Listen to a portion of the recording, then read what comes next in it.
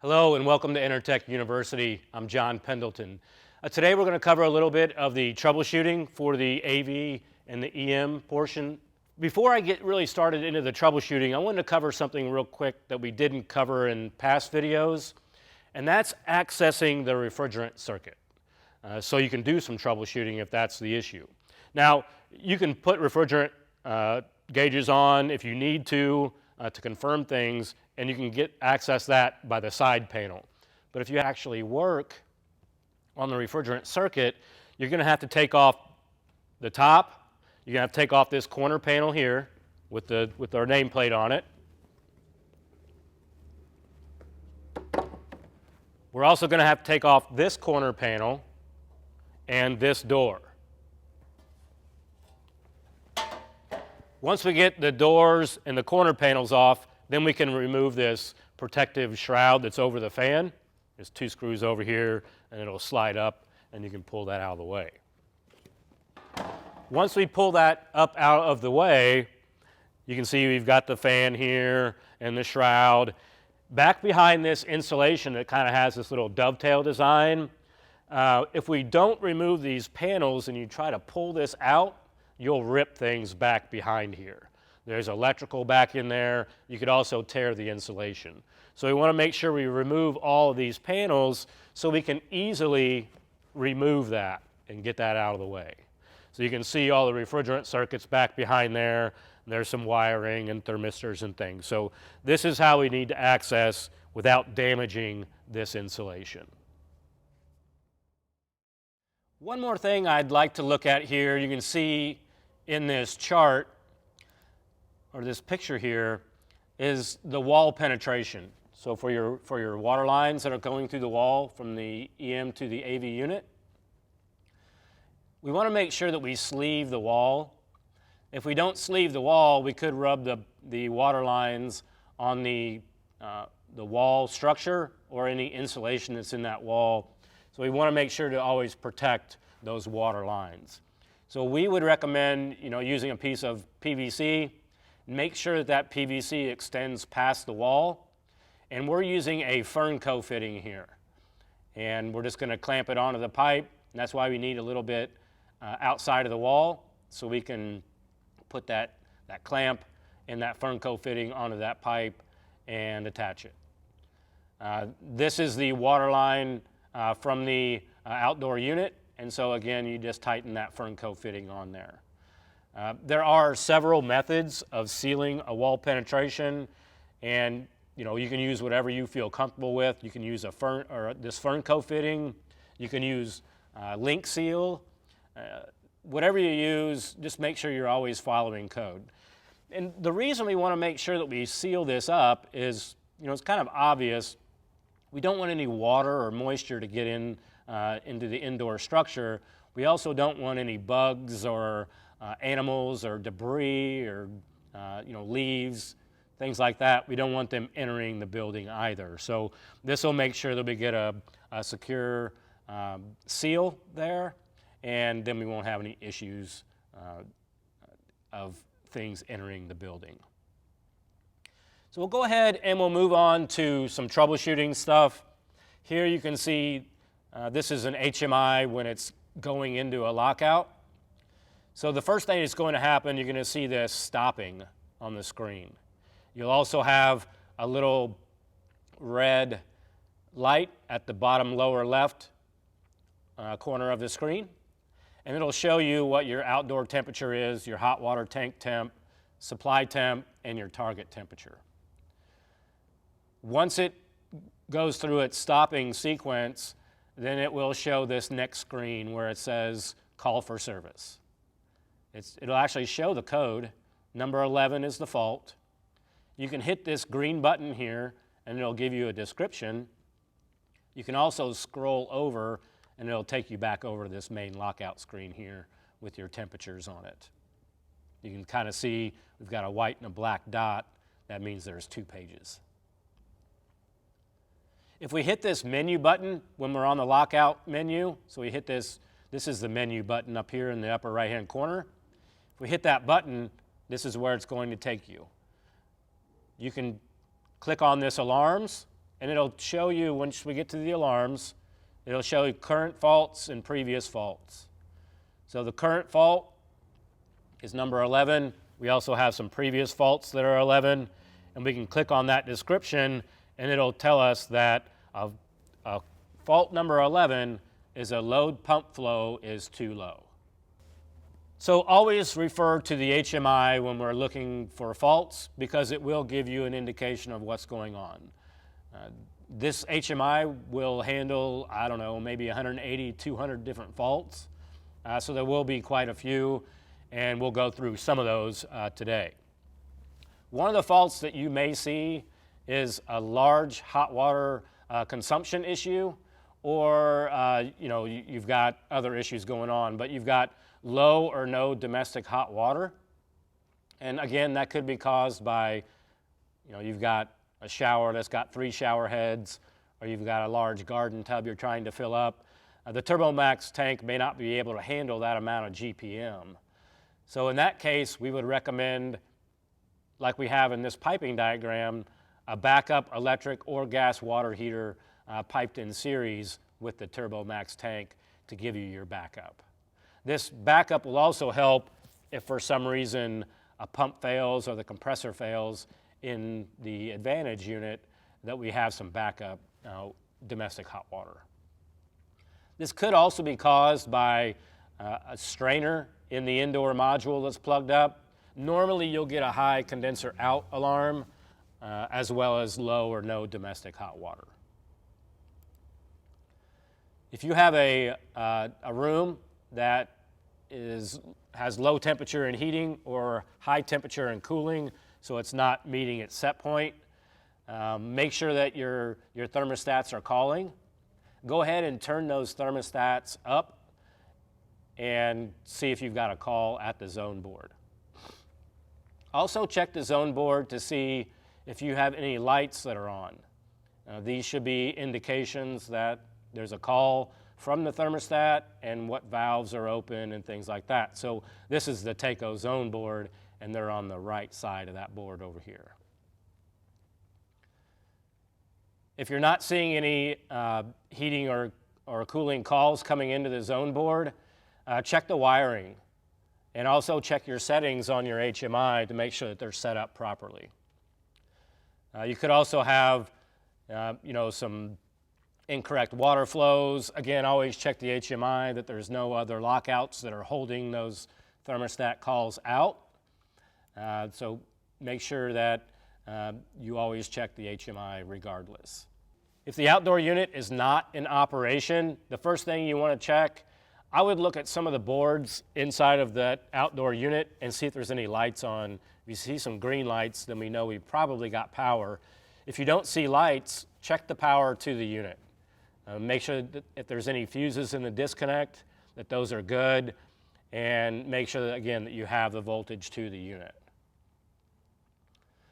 Again, look at those boards. If you do have lights, then go ahead and on the indoor unit, you can remove this terminal strip. This is where all your calls come into the unit. Remove that terminal strip, and these are dry contacts, so there's no power to these contacts, so we can jumper these out and see if the unit will run. Remove the terminal strip, then just take a piece of wire, and let's say we want to run the high heat. So we can take a jumper and run it on the 2 high heats together, and that'll close the contact and give the unit a call. If the unit runs, then we know it's not a unit problem, and we need to focus our troubleshooting on the control side of it. If the unit does not run, then we may need to look further at the indoor or at the units themselves, and not necessarily a control issue. Again, look at the HMI and make sure there hasn't been any past lockouts, and that the HMI is set up properly. Also, make sure that there's the communication wiring, which is here in this picture. We've got the ground, the B, and the A. Make sure that those are connected between the indoor and outdoor module, and that there's not been a mouse that's chewed on some wiring somewhere, and we're not getting a communication between the 2 units. You may also want to check to see if the fan or the blades, the shroud, or the air coil itself has been running, but it's actually frosted up, or it needs to be in defrost. That could also keep the unit from not running. Obviously, if you look at this board, it's called the TCB board, and it's located in the outdoor control panel. Look at that and make sure and see if it's got any lights on. If it does, then we'll have to troubleshoot further. But while you're outside, again, check that air coil, make sure that it's not one big block of ice. Make sure that your fan will turn and that the shroud doesn't have buildup of ice on it. So again, look at the TCB board, make sure it's got lights on it. There will be flashing of these lights, and we'll look at that here in just a second. And then again, make sure that your fan spins freely and there's no icing outside. This is the outdoor LEDs. These are all listed in the IOM, so I don't expect you to write these down and remember them, but know that they are in the unit or in the IOM, and you can look at the outdoor unit and it'll tell you what these different lights mean. You know, a green light that's continuously on lets us know that the control board has power. If we have a red light that's continuously flashing, there's an alarm and it's active. Always, again, refer to the HMI, and it should tell you what that fault is. So again, there's a few different lights on here, and whether they're flashing, whether they're on, or whether they're off, are all going to mean something. So check the IOM and check this LED status box. We also have a couple boards in the indoor unit. We have a sensor board, and we have a companion board. We have the HMI and our field wiring and our RS-485 connections here. So again, always reference the HMI. If there's no faults listed there, look at the ABS board and see what lights are lit up. Again, there's yellow lights, there's red lights, and there's green lights. So depending whether they're continuously on, whether they're not lit, whether they're flashing, they're going to mean different codes. So here you can see we've got a number 8, a green. The green light is not lit, so the CPU is not operating. So again, this is listed in the IOM, and refer to it for further troubleshooting. We are using quite a few thermistors. We're using pressure transducers and temperature sensors. So we have BT, which are pressure temperature sensors, and we have BP, which are pressure transducers. So we're looking at refrigerant pressures, things like that. So again, there's quite a few on there. They will be all labeled in the IOM, just like they are here. And you can kind of see where they're mounted on that sensor board with the numbers there. If you have a problem with a thermistor, there are ways to check those with resistance. We can ohm those out and check resistance. We can compare them to the chart listed here. This is located in the IOM. There's 3 different types of thermistors in the unit. There's a black thermistor, there's a blue thermistor, and there's a red thermistor. So the black are 10K thermistors, the blue are 6K, and the red are 5.374K. So we need to make sure that you're looking at the right chart when you're checking those thermistors. We do list what are the black thermistors, what are the blue, and what are the reds as well, and they are labeled inside the unit. So I don't expect you to remember which ones are black, blue, and red, but always refer, when in doubt, to the IOM. So alarms. Now again, like I said, there's quite a few alarms, I don't know, 150, 200, somewhere around there, and they're all listed in the IOM. Don't get too concerned. I'm not going to expect you to remember all these. Just know that the HMI will list a code. You know, we saw it earlier. We listed that number 11. That number 11 is right here, and it says load pump flow is too low. In these alarms, we'll give you a cause, what happens when it goes into lockout, and how to reset that. and how many number of times before that unit needs to be reset. So here we've got a load pump flow is too low. So load flow less than 3.5 GPM for 10 seconds. And it happened 3 times. We have basically a soft lockout where it'll go into anti-short cycle and it'll try it after it comes out. After it happens a couple times, it locks it out. In this example, so we have a load loss of flow, basically. When we're in lockout, we have no backup electric heat supplied with the unit. So, because we need that load flow. So if we don't have load flow, we don't want to run that electric heat. In order to reset it, you've got to cycle the power on the unit. So again, these are all indoor alarm faults, and they'll be listed on the HMI. Now we get into some outdoor alarms. There's quite a few on the outdoor. And again, I'm not going to get into all these today. These are more thermistor faults that are open or shorted. So obviously you want to confirm that with your hand tools. It shows you the number of faults it took to get it into the lockout and what lockout level that's in. A lot of these are lockout with emergency heat, and obviously to reset it, you've got to cycle the power to the unit.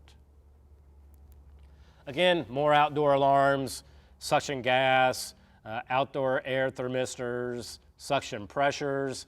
You know, we have pressure transducers and temperature sensors, so a lot of times we're looking at the same thing with multiple ways of looking at it.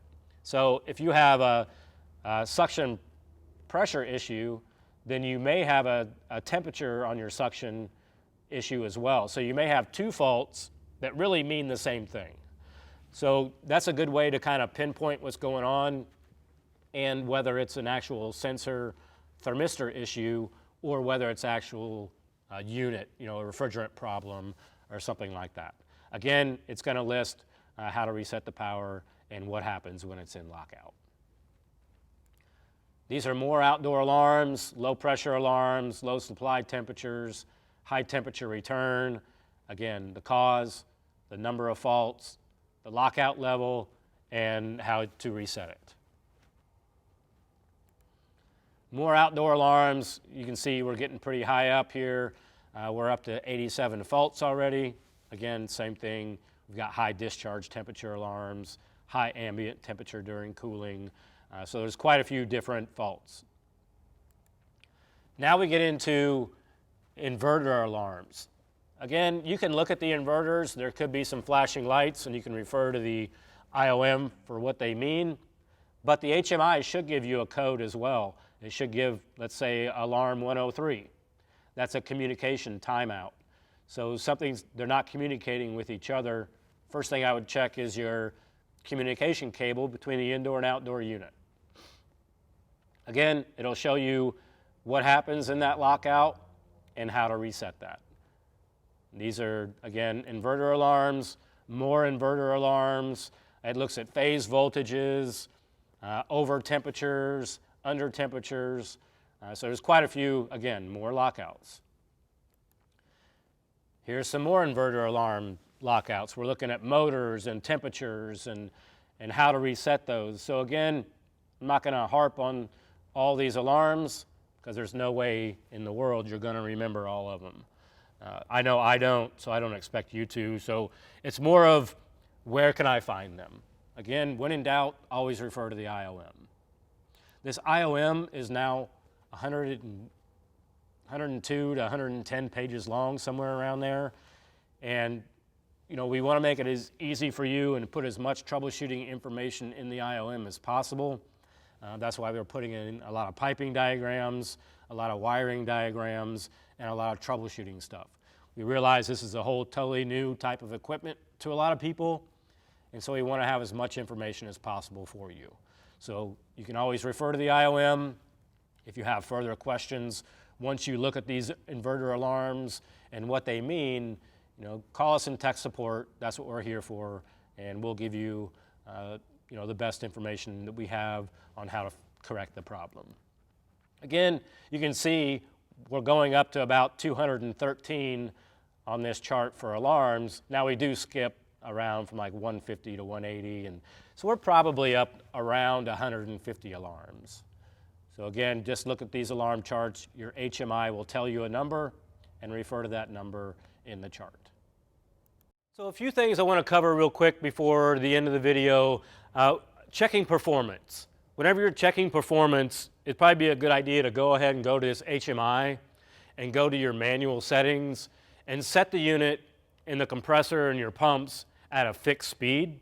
It makes it a lot easier to troubleshoot if we're at, the compressor's at a set 4,500 RPM and we're running 10 GPM. It'll allow us the refrigerant pressures to be a little bit more stable and allow you to check water flows and compressor operation at a static set point. We always also want to make sure that we confirm, if we suspect a bad sensor or a bad thermistor, we always want to make sure that we always pull out our trusted hand tools that we're used to using and double check those thermistors and sensor values to make sure that there's not a problem with the HMI reading those signals or with the actual thermistors or sensors themselves. The last thing I want to cover is the maintenance on the Advantage unit. There's not a lot of maintenance to do. We do have an outdoor air coil that we need to make sure is kept clean and free of any debris, make sure it doesn't get cottonwood built up on it, things like that. So it probably will need to be cleaned, once a year. And we also need to make sure that the drain line is clear. There's not any leaves or debris or dead animal in the drain pan that's blocking that water flow. So always make sure that we check that condensate drain line as well. Other than that, there's not really a lot of maintenance that needs to be done. If you are having some water flow issues, you may want to check the strainer that's located with the indoor unit as well to make sure that that strainer hasn't been plugged up. But other than that, that's really all the maintenance that really needs to be done. So with that concludes the Advantage videos, and we thank you for watching. If you have any questions, please reach out to Intertech Tech Support. Thanks again and have a great day.